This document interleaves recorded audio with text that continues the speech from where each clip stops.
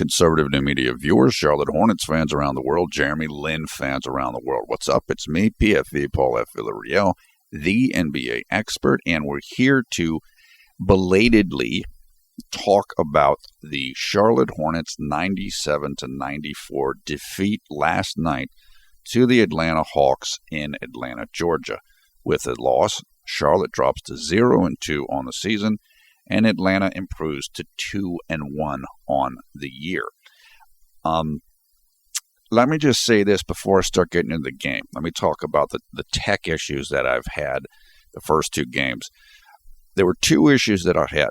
Number one was there was a problem with NBA League Pass, which is what I have, as well as I have also have a backup site as well when League Pass has issues. The NBA League Pass issue was finished. I knew what it was. I talked to them yesterday. I got the information on it, and that's cleared up. Second issue that I've been dealing with is apparently there's a problem with my internet cable modem. And so what this has resulted in is my download speed, my bandwidth is too low.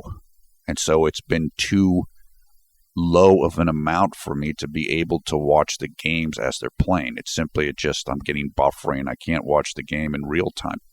And that's why I've had to watch both of these games after the game actually took place. The first game I watched when it was happening, but the feed that I got was like just horrible because of the bandwidth or the download issues I was having. The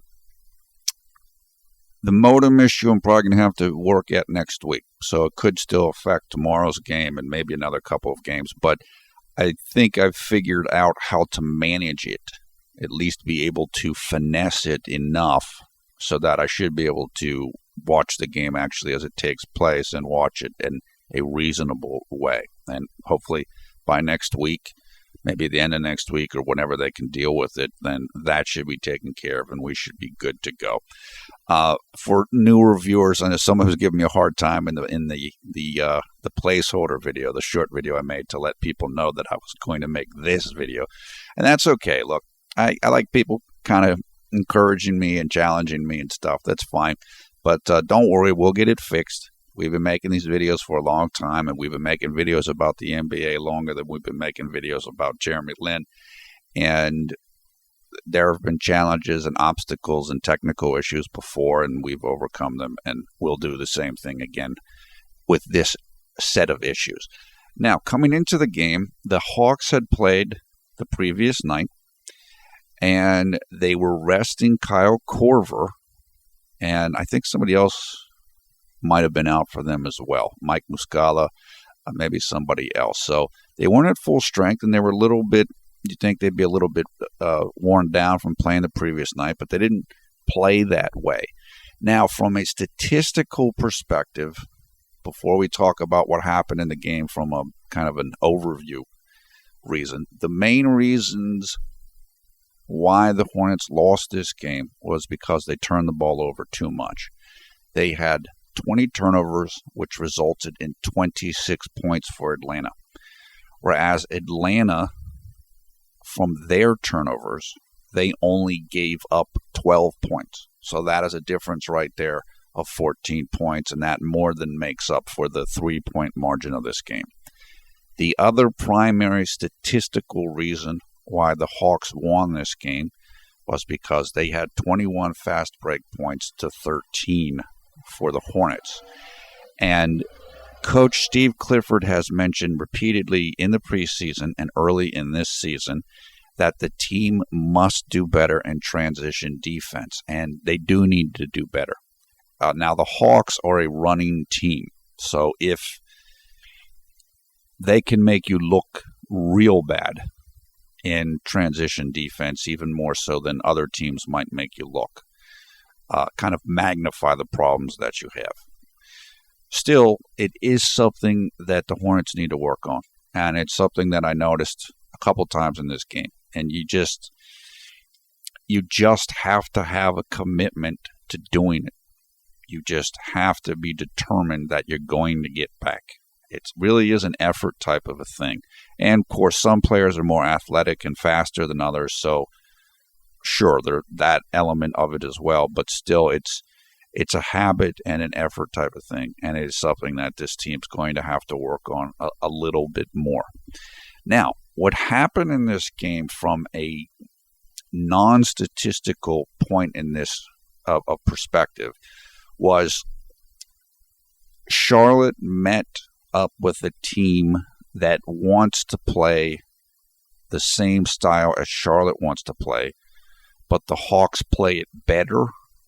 They have more continuity and chemistry in their roster because they've been together longer than the Charlotte team has, and they're deeper than Charlotte. Well, they're deeper in a continuity sense. Again, they know how to use their depth better than Charlotte does right now.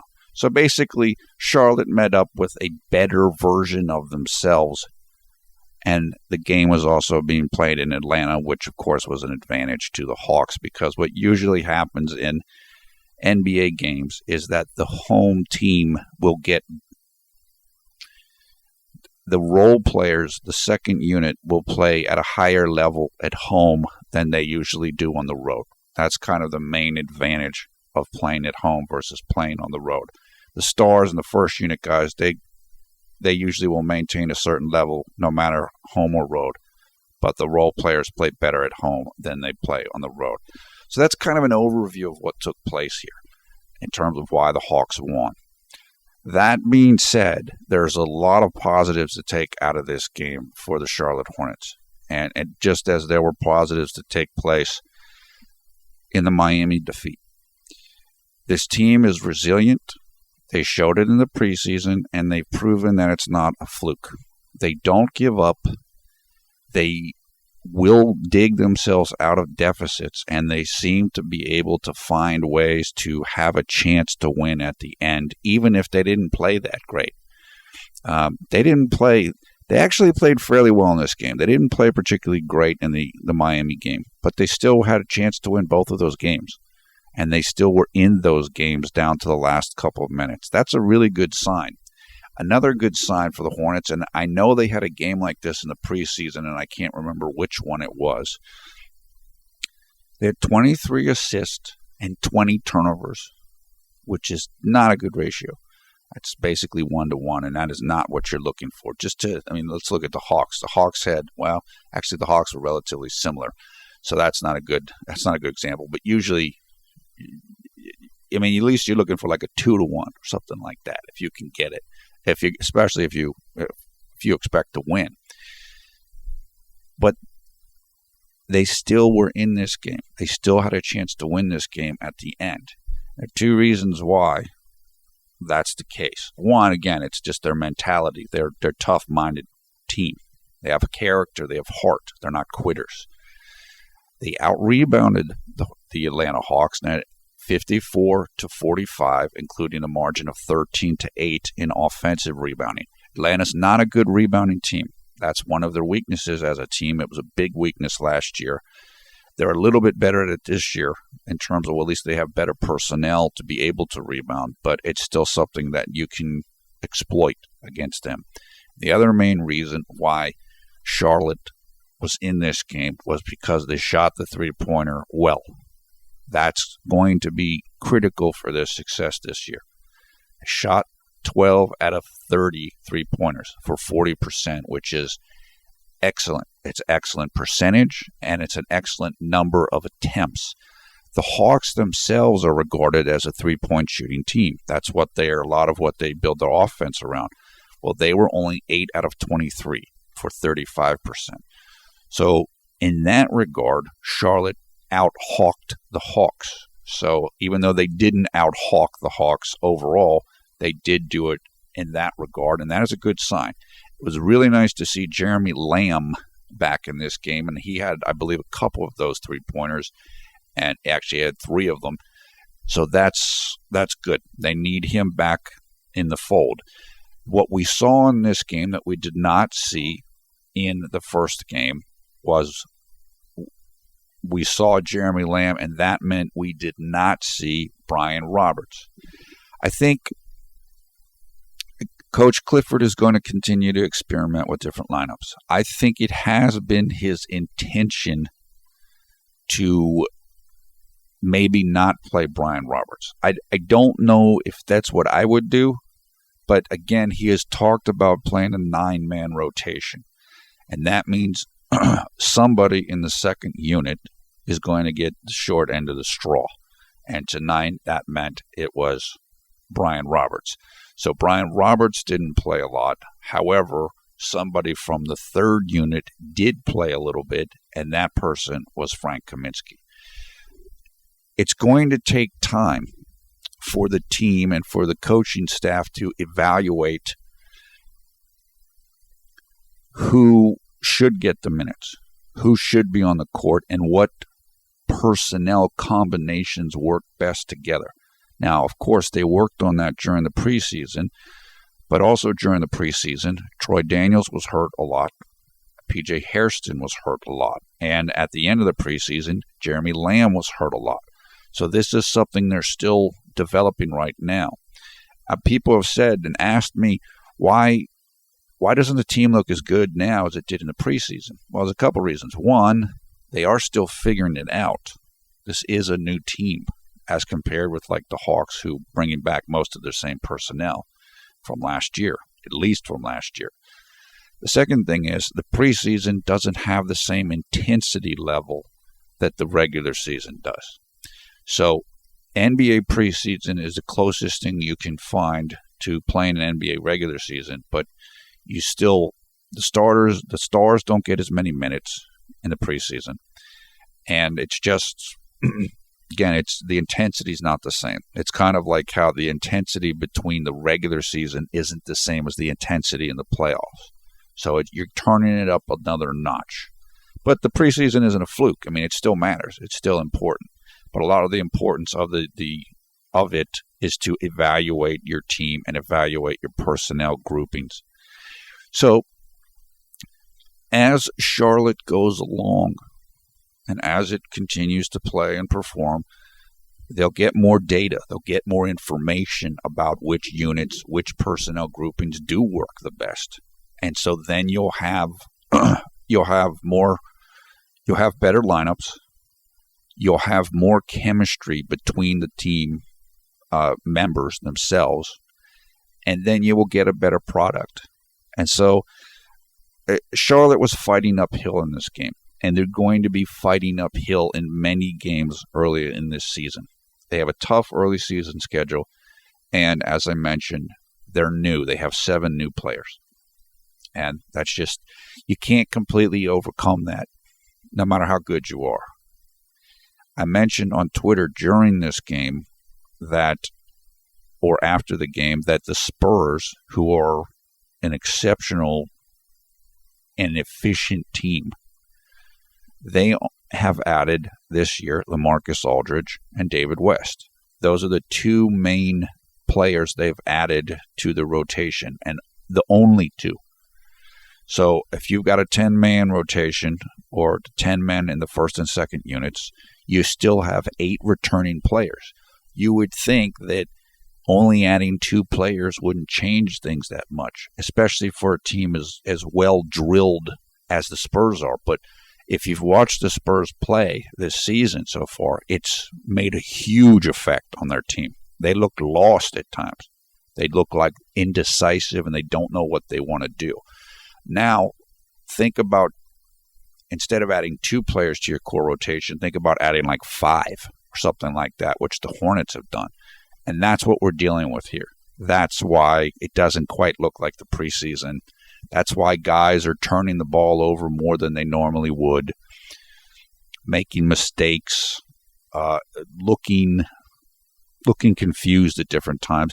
And it's why the opponent looks sharper than do the Hornets. It's just a normal progression. It's going to take time for them to overcome that, but I would imagine that they will do that, and they will get better and better as the year progresses. So I feel very good about this team, which is not something you say a lot about teams that are 0-2. If you look around the league, Houston Rockets are 0-2, and I don't feel good about them at all. They just don't look that good. This looks like something's not working or something there. This team, on the other hand, looks quite good. They had 2 road games against 2 formidable opponents, 2 of probably the best 4 teams in the East. And they hung right in there in both of them. And they had a chance to win both of these games, even with this whole new cast of characters. And despite the mistakes that they made, that Charlotte did make some mistakes, that they didn't take care of the ball well, and so forth. On the issue of Atlanta's defense, this was mentioned because I wasn't able to watch this game in real time. I listened to it. And I listened to the Hornets feed. And Steve Martin, who I believe it's Steve Martin, who is the Hornets radio voice, made a terrific point about the Hawks. They are really good at defense between the baseline and the perimeter of the court. In other words, if they force you down into the baseline area and you try to make a pass from the baseline area, which is the end of the court, back out to the perimeter of the offense, they're going to steal those passes a considerable amount of the time. They look for those. They kind of bait you into those passes. And once they see you once they anticipate you're going to make that pass, they shoot the passing lane. They go right for it, and they're ahead of you, and they make steals on that. I know Jeremy got sucked into one of those plays, and I think Nick Batum got sucked into several of them. Let me just say this now, because if I don't say it now, I'll forget it. A number of people have mentioned their frustration in listening to Dominique Wilkins during this broadcast and his appraisal of JLin. Look, we've talked about Dominique before. We've talked about Clyde Drexler and his commentary on JLin. I think you guys know how I feel about it. I'm just going to try to take the high road about it. Instead of going after all these people as we have in the past. Look, I mean, we'll mention it. I didn't hear it. And fortunately, I'm just kind of tuning out those people in my mind. Instead of paying them attention, just tune them out. I didn't hear it. I didn't even think about it before the game, which last year, every time they played, when the Lakers played the Hawks, I was definitely thinking about it. If you're forced to watch a feed from Atlanta when these 2 teams play, and they're going to play 3 more times this year because they're in the same division, mute it. Don't listen to it, because it's only going to make you upset. Dominique, great player. I like him. I respect him as a player, and obviously he knows a game of basketball, but he's just not real high on JLin. So for whatever the reason is, and so he's going to repeat that over and over again. So I would just advise you, don't listen to it. And don't bother him on Twitter and stuff. Look, I did it last year, and it's just, like I said, let's just take the high road here. That's my advice. So I just wanted to mention that because that's an important thing that I know people were discussing. And they're always going to discuss or probably will be thinking about whenever these 2 teams meet. So Atlanta's defense is really, really good. Atlanta won 60 games last year. They're not a fluke. They're not the best playoff team because the run and gun style, which both of these teams want to play, it's harder to do that in the playoffs. But in the regular season, Atlanta is about as tough as it gets, or they're up there, because they will run and gun. They are good at run and gunning, and they're going to play excellent defense. And they got Thabo Sefolosha back for this game, who is a fantastic defender, and he definitely made his presence felt in this game tonight. Now, let's turn to Jeremy. I'll give you an overview. I have so many notes in this game, and some of them are actually probably deserve to be mentioned, but I'm just going to, again, I want to keep the video relatively short, particularly because it's getting up a little bit late, and we've got a game in about 20 hours from now. So let's just process this one so we can get ready for the next one, which is a rematch against these same Hawks. Jeremy he really struggled in the third quarter of this game. And at the last 4 minutes of that quarter, between 4 minutes left and the end of the quarter, he had 3 turnovers. So this is one of the turnover bundles that we discussed about Jeremy, if you're new to these videos. And for people that have been watching these videos for years, you know exactly what I'm talking about. They were aggressive turnovers, though. One was a lazy pass, and it was exactly what I was talking about, passing from the baseline out to the perimeter, which is, you can't do it against the Hawks, or you have to be very careful. But the other 2 were aggressive, I think, driving to the basket turnovers. The thing that's critical about that sequence, Jeremy was mad about it, and that's good. He was mad about it rather than defeated by it. Wasn't hanging his head. He was upset. And that's good. It's better to be angry than depressed, in my opinion. And he fought through it. He had a tremendous fourth quarter of this game. His efficiency unit for the entire game was 12, and 9 of them came in the fourth quarter. He was huge in the fourth quarter. So he let it go. Instead of dwelling on it or being defeated, he let it go. He overcame it and answered it with upgraded play. And that's exactly what you want to do. Then it's just move on. That doesn't define you. Just keep going from there. That's really, really good to see. The second thing that is critical is that Steve Clifford let him play through it. Okay? What Clifford's doing now, and he's still trying to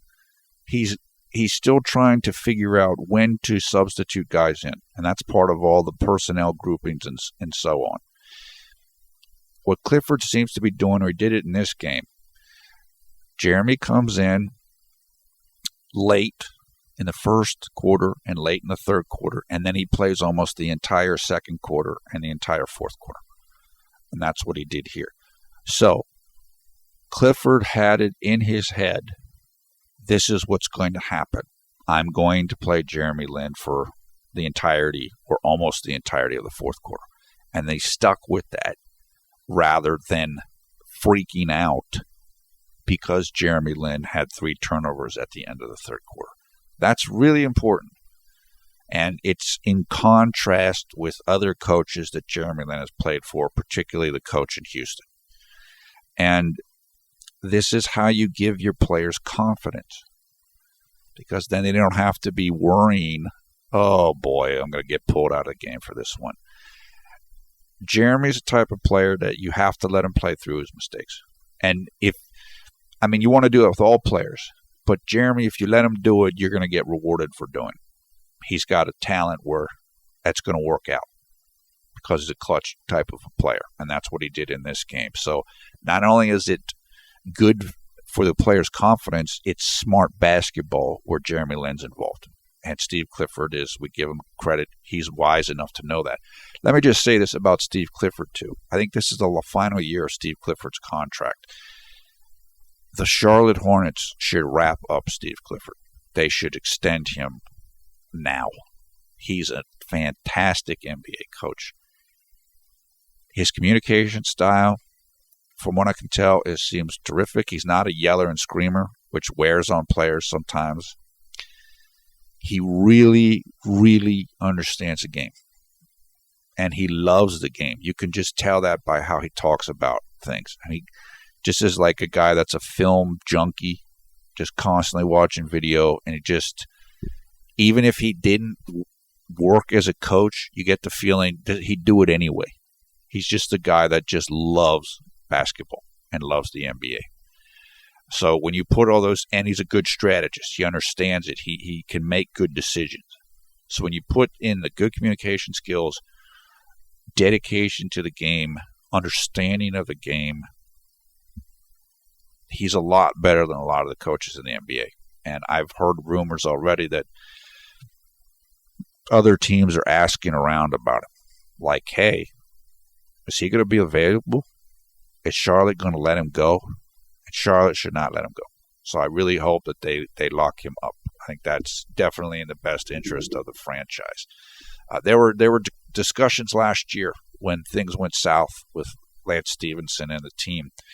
Is it Clifford's fault? And I know he was defended by Kemba and probably by others on the team, and I think that's absolutely the correct decision. It wasn't Steve Clifford's fault, and I think Steve Clifford, from looking on the outside in, handled it well. In other words, Steve Clifford is not interested in making the GM or anybody else look good. In other words, okay, we brought in this guy, so you have to play him. No, we can't play him because it's not working. So that's what the decision that Steve Clifford made, and that's the best decision for the team.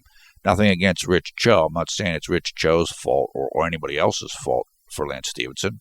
It made sense. They thought it would work, but it didn't work. And once Steve Clifford realized it wouldn't work, he made the right decisions in terms of how much to play Lance Stephenson and when to play him. That's my opinion anyway.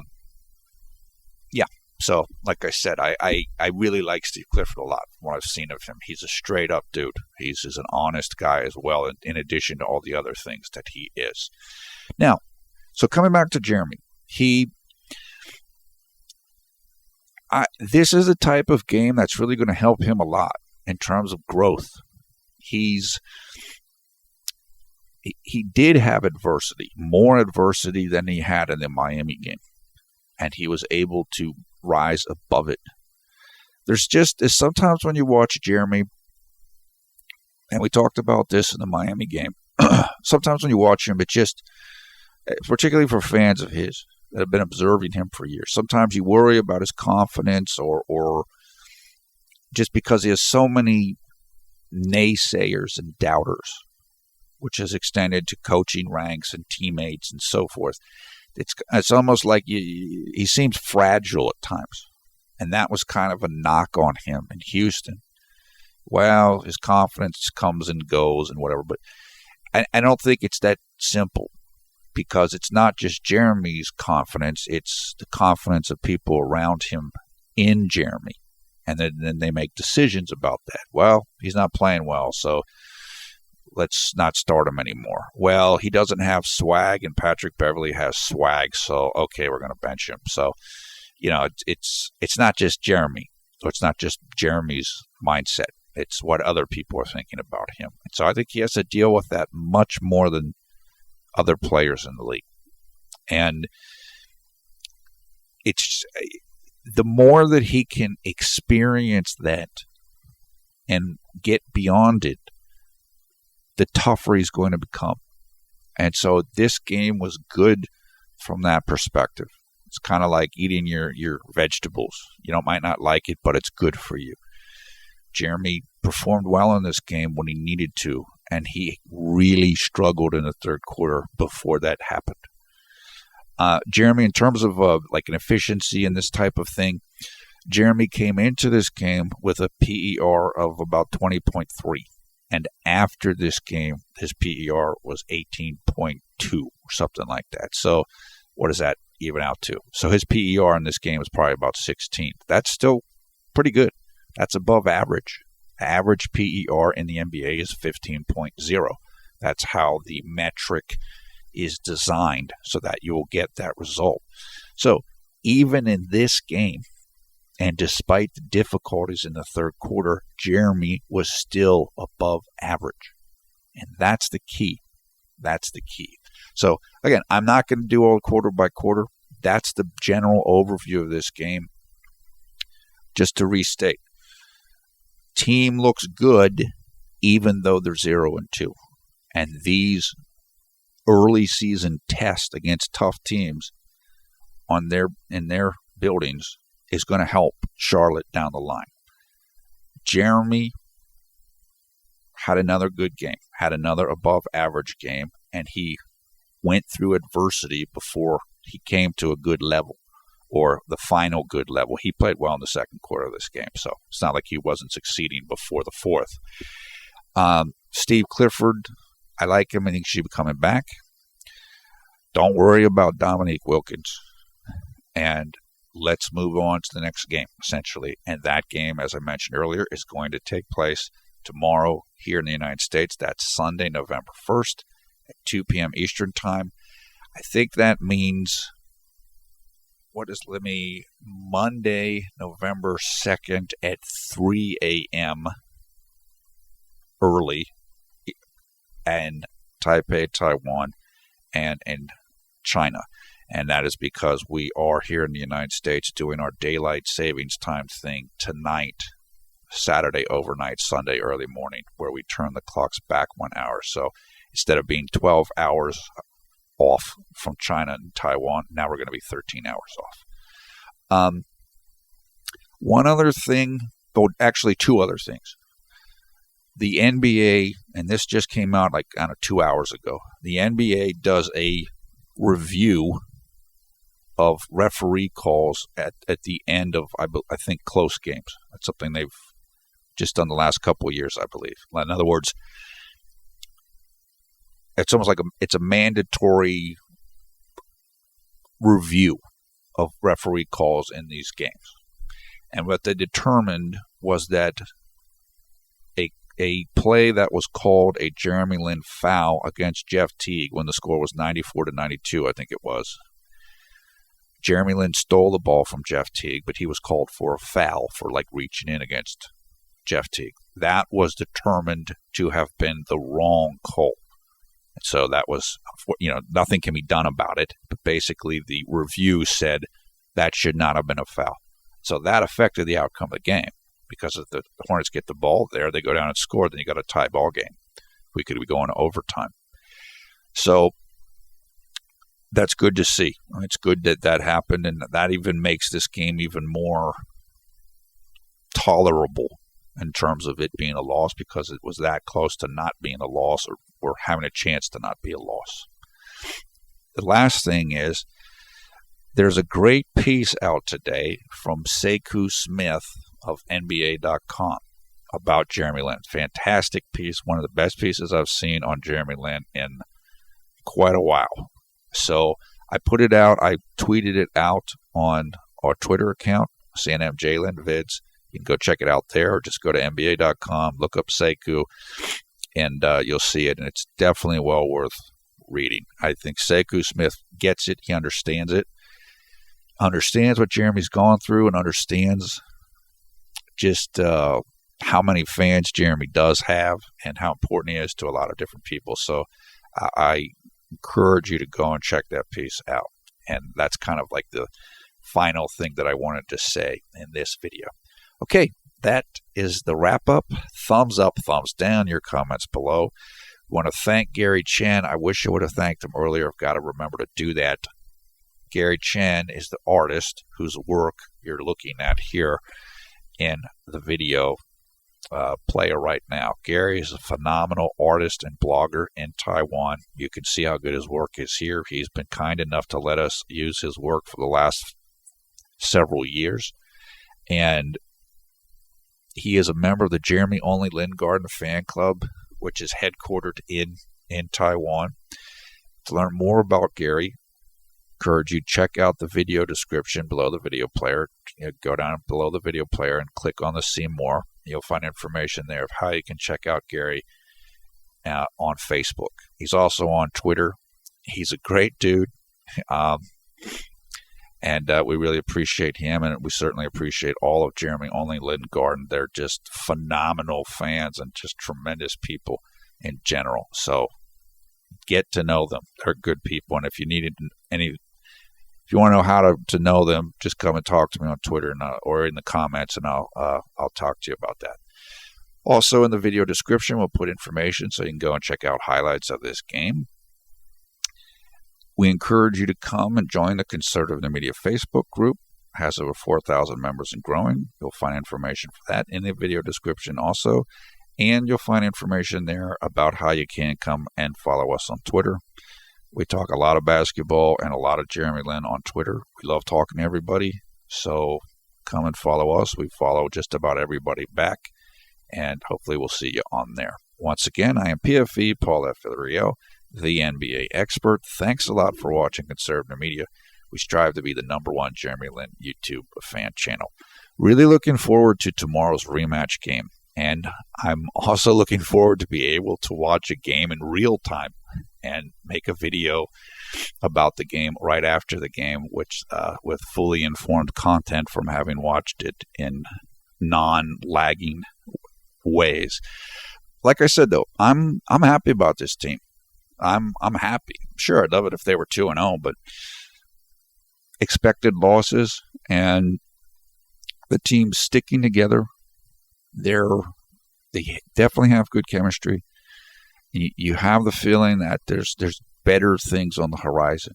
You just need to stay with it, keep going, keep working, hopefully stay healthy, and work on the transition defense. That might be the most important thing that this team needs to work on. They need to work on overall defense, and they need to work on transition defense, maybe most of all. It's not ridiculously bad. It's just something they got to keep working on. So, okay, take care. That is it. Hope you're having a great day or great night wherever you are around the world. Take care, and we will talk to you soon. Probably be talking to you in less than 24 hours or somewhere around there after these two teams square off again in Charlotte, North Carolina tomorrow.